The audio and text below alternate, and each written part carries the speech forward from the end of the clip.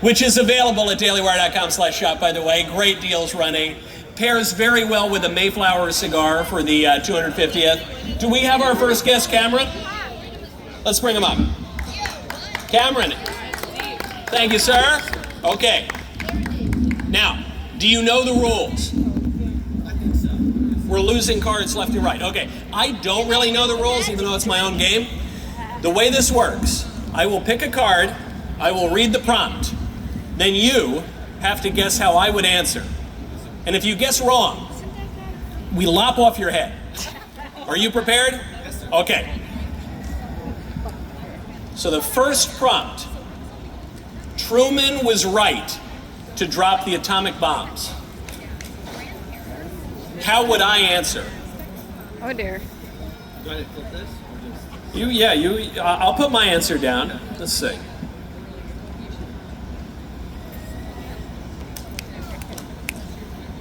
Yes. Get him, please. Off with your head. I know it's kind of an unpopular view. I would condition it though. I would say he was probably not right to do it in the sense that a just war requires all sorts of criteria, one of which is not targeting civilians. So it probably doesn't meet the criteria. But here's how I would caveat it a little bit. If I were President Truman, I don't think I would have thought it was right.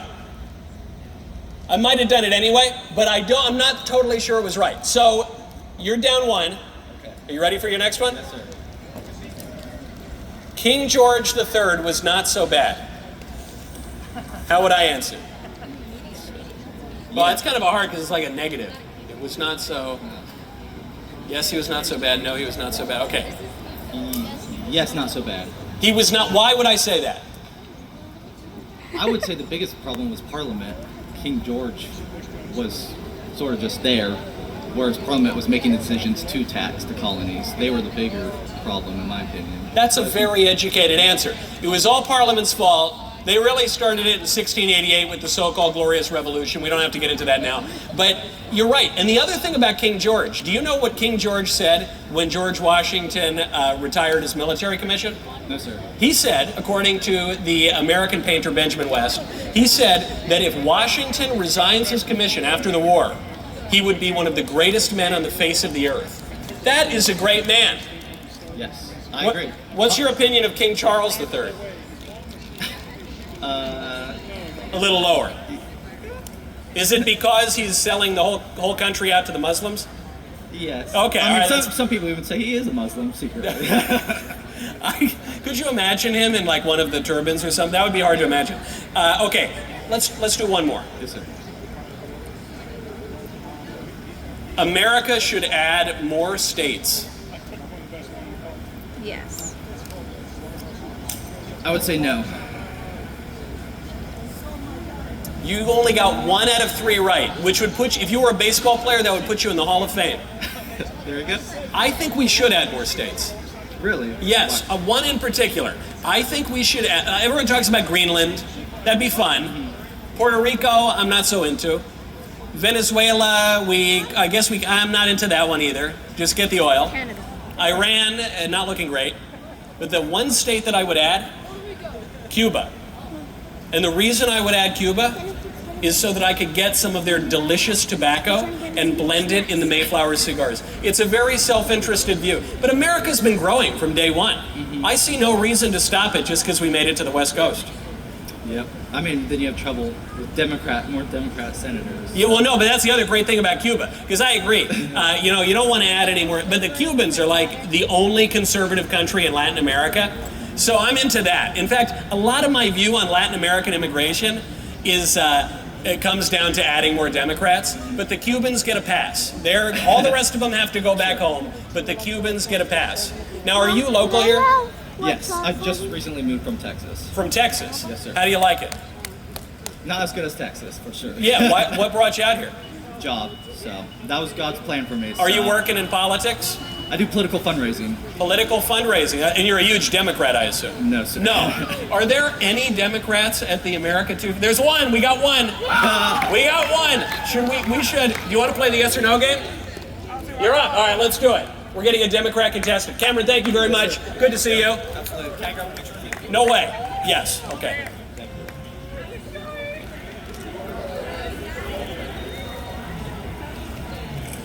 Thank you so much. Hey, thanks, man. Thank you. All right. Next up, we have a Democrat.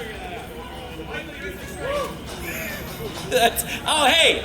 I see we have another Democrat. He didn't have a microphone on, but he yelled out, "You're a disgrace." And he flipped, he waved to me. But it was a one-finger wave. And then, like a lot of Democrat critics I found, he immediately ran in the other direction. There was like a that guy-shaped hole in the wall on the proscenium. Okay, here we have, hey, what's going on, man? Hi, nice to meet you. What's your name? Vasilis. Vasilis, nice to see you. Okay, I'm gonna pull a card. You're gonna guess how I would answer? Sure. Then I bet you're gonna tell me why I'm wrong. Okay. I won't do that. It's kind of a weird one. Freemasons founded the country. It's based off what you think, right? Based off what I think. But you can tell me your opinion too. I think you'd say yeah. I think you'd say yes. I said no. Some of them were Freemasons in the 1770s, that's true. Though the number is kind of overstated. George Washington was famously a Freemason. That's who I was thinking of, yeah. But I would go further back, and I would say the country was founded really by radical Calvinists. There we go. We now have your microphone. Thanks. There we go. So You want me to lean back from this? the answer, no, yeah, that's great. The answer you gave was that the country was founded by Freemasons. You think I would say that, but I say no. It goes back a lot further. It was founded by pilgrims on the Mayflower. It was founded by merchants at Jamestown, and a lot of these guys. There were even a couple of Catholics in there, not that many, but it was a kind of a rich and varied religious background of the country, and it was explicitly Christian for sure, but it had all sorts of varieties from Catholics all the way up to these Freemasonic deists. Yeah. I think Thomas Jefferson was a deist, as I remember. He was kind of a deist. Now, are you religious? Yeah. What kind of Orthodox Christian. Eastern Orthodox? Yes. Oh, cool. As is my sister out there, who's a big fan of yours. Hey, all right. Hey, nice to see you. That's great. The reason I can't be Eastern Orthodox, and you can. You're Catholic, correct? No, I am, but it's because I can't grow a beard. That'll never work for me. And are you from D.C.? I'm from New Jersey. Jersey, where at? I'm from the Pennsylvania border, so I'm crossing in and out between New Jersey and Pennsylvania quite frequently. Do you want to hear too much information? Sure. I was conceived in New Jersey. Now, I shouldn't know that probably, but I found out I was conceived at the Jersey Shore, as were many of us. There were many out there. So you mentioned you were the one Democrat, other than the guy who yelled at me, you were the one who stood up and said, I'll come on the stage. Sure. Because you're clearly a very patriotic Democrat. Yes, I am. What do you think about the state of the party? The Democratic Party? Yeah. I think that currently a lot of the Democratic officials, especially the ones in Congress, they're too focused on trying to oppose Trump performatively, Yeah. as opposed to doing large scale social action.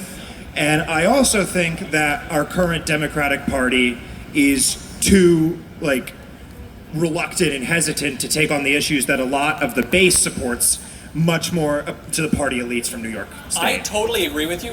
What do you think the issues are? I think the biggest issue is, as you know, Zoran Mamdani is the mayor of New York City, and he I've heard of is, him, yeah, he's my favorite. He's very popular, especially with his social issues.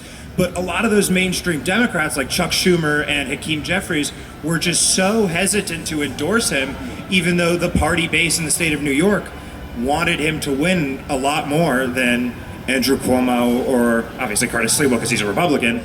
But they're just way too hesitant to take on, a positive stance, at least in my view, of racial issues, the issues of gender and gay rights issues. I thought you were going to say the opposite. I mean, I'm not surprised you like Mamdani and some of the more populist Yeah, candidates. he's but for young people, and I'm a college student myself.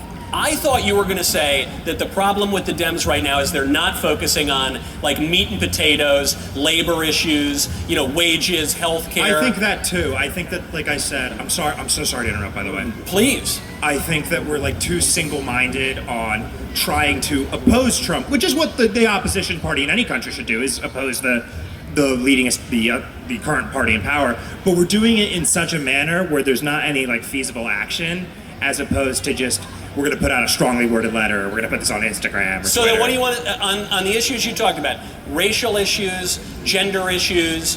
What legislation do you want to see from the Dems? Are we talking about reparations? Are we talking about transgender surgeries for kids or something? What are you looking at? I don't necessarily think reparations, like if you look at the Respect for Marriage Act, for instance, Yeah. I think that was a large milestone in recognizing the validity of same-sex marriages and people of the LGBTQ plus community. But I think that we should use more defining action, especially with like prejudice in schools and the workplace and in public, and that like especially on gender issues with women, with the wage gap and potentially being I'm sorry, I'm stumbling over my words a little bit, potentially being harassed at school or the workplace. I think we need more recognizable action for that. Do you think that your party, the Democrat Party, will do better in elections if they focus more on racial issues and on the gender ideology? I don't think so, no. I agree. I don't think so. It's sort of a pipe dream for me to want that, but I don't think so. I think if we focus more on like the cost of how much it takes to take care of your families, or like gasoline prices, electricity bills.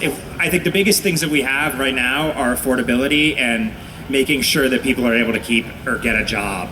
Yeah, if I were a Democrat, which is very hard to imagine, but if I were a Democrat, I would advise the campaigns, if they want to win, to focus on that and not maybe play it a little cooler on the trans issues and that kind of stuff. Yeah, that's what tends to turn, especially like older Democrats, off from that sort of thing, because they're just not, as accustomed to seeing or hearing about the trans issues, and it's sort of hard for them to accept those people. Yeah, no, I agree with that. They're not as hip to trans stuff as young people like me and you. Yeah, okay, all right, let's get to at least one more. Okay, here's one. The CIA is a force for good. What would I say? Let me see. See, that's a toughie because that one's kind of nuanced. I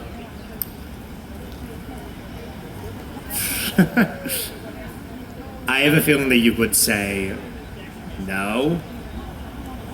I'm totally cleaning up. Mr. Davies, do I win anything if I keep getting all these points? No. Do you want my credit card? Nothing. Will you buy me a drink later? Maybe. Okay. You want my credit card? That could be. Could I get your credit card? Is what I want. I have an affordability crisis at the hotel bar. I actually think this is a very unpopular view on the right now. I think generally speaking, the CIA actually is a force for good, and they've done plenty of bad things, and there have been a lot of bad apples, and they did like drug people in the 70s, and I guess kidnapped people and forced them to get diseases. That Well, was early on, and like Guatemala, I think. Yeah, when they kidnapped the Guatemalan communists, that's actually one of my favorite things they did. So I don't count that one against them. But drugging American citizens on the homeland, that stuff's not great. But overall, yeah, I do think there is a tad bit too much conspiracy theorizing on the right. And I think the reason why we got a lot of that in recent years is because all of our public officials lied to us during COVID. So I think the conspiracy theories are kind of justified, but the idea that the CIA is full of a bunch of lizard people who are like secretly controlling the entire world, like Illuminati, New World Order stuff. Yeah, gets back to our Freemason question. I don't really buy that, because having met some of these people, I don't think they're competent enough to actually do that. I take the Coen brothers burn after reading, like every fourth thing they do just goes horribly wrong. Okay, should we do one more? Why not? Yeah. Okay. If I get 1 out of 3, I can make the Baseball Hall of Fame. You can. This one is clearly written by my producer. The Protestant work ethic is the reason for American prosperity. Can I ask a question? Yes. Could you describe the Protestant work ethic? I can't, no. But probably my producer can. It's the idea, there's a long tradition of this, that those lazy Mediterranean Catholics are good for nothing and they just nap all day and drink wine. Whereas the Protestants from the cold northern countries actually get up for work and they're really capitalist, and Calvinist predestination somehow plays into that. And anyway, that's why they build great industries in America. That's the theory. And what would my answer be? I would say,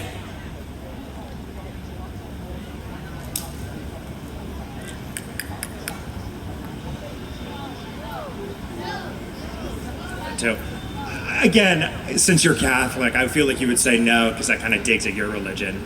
Yeah, but look, I dig at the Catholics a lot too.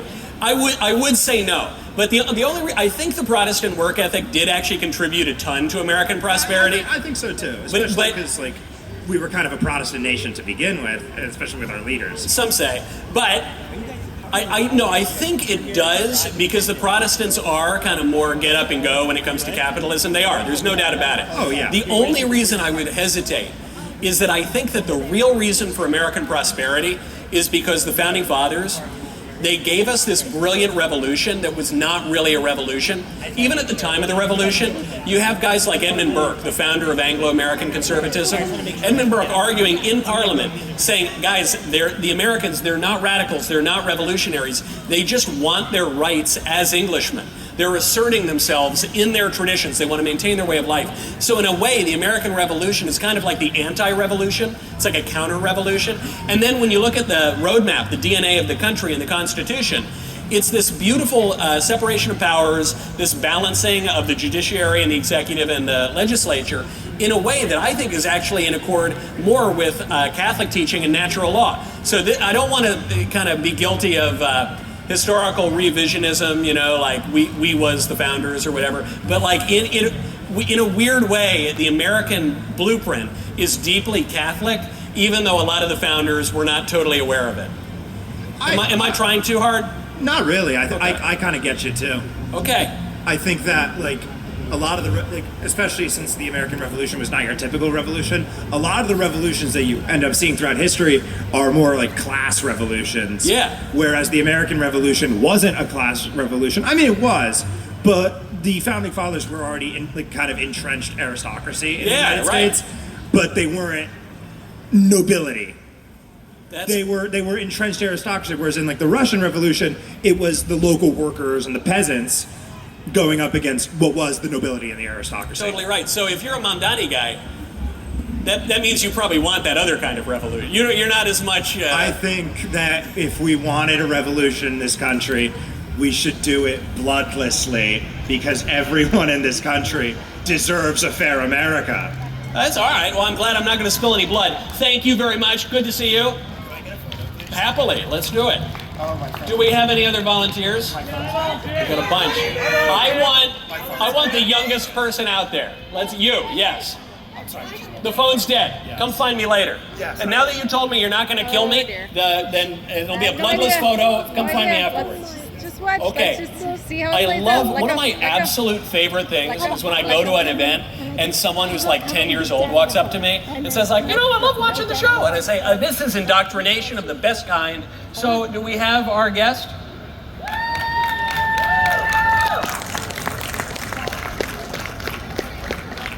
Oh my. This will Hello. be interesting.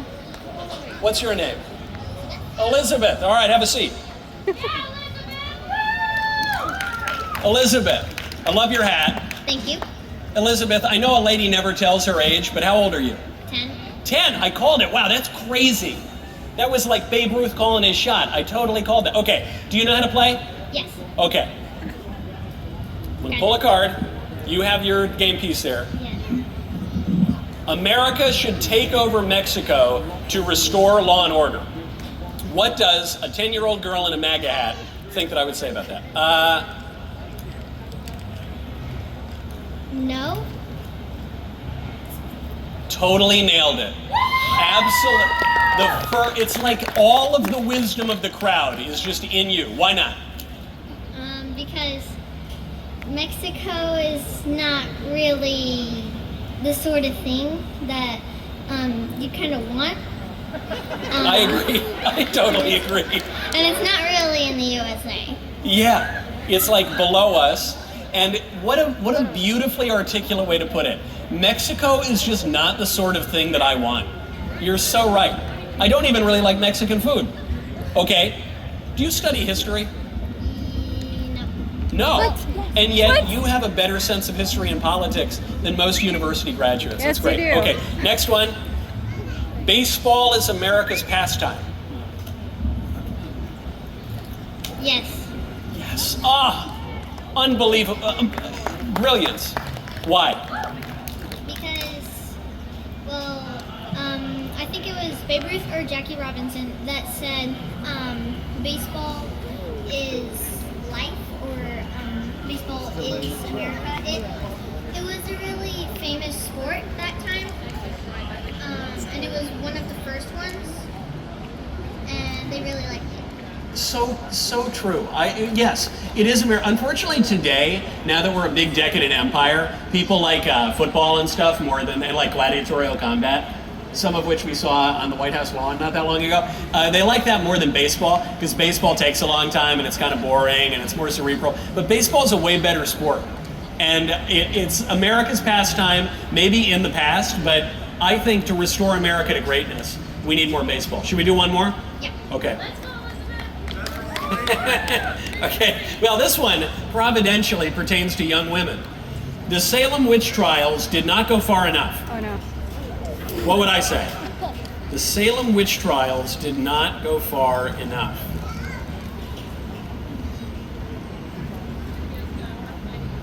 Okay, stop. Pulling. Yes. Oh, you're so smart. It's crazy. Why? Why would you say that the Salem witch trials did not go far enough? Because they're witches. Preach. Are you available Monday through Friday to be the co-host on my show? Yes. You are good because we've brought a lot of people onto the show in the past. They get some things right, they don't go far enough, but the actual answer as to why they didn't go far enough is there really are witches. You're right. And now the one area, not to sound like a big liberal, but the one area where the Salem witch trials went a little far is, I would say, they weren't organized enough. So you had these like random judges, kind of burning these ladies. I don't know if they were guilty or not, but I think if it were more formalized, built up a little bit more, maybe with like a grand inquisitor or something, that would have been a better way to do it. I am so impressed. I could not possibly be more impressed. I don't have any prizes to give you, and do you smoke cigars? No. You don't, okay. I'll get to you in a few years. We can get you some Mayflower cigars. Thank you so much for coming on. Very impressive. Very impressive. I think we have time for one more? No. The game. Picture. Do a picture. Oh, hey, great. Hey, before you go, can I give you this game?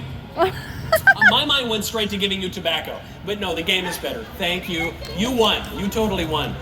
Do we have time for any more? No, we don't. I gotta run, guys. Wonderful to be with all of you. I'm so glad someone could win before we go. I hope everyone enjoys the 250th. Looking forward to fireworks and drinks and hot dogs. See you next time. Thanks.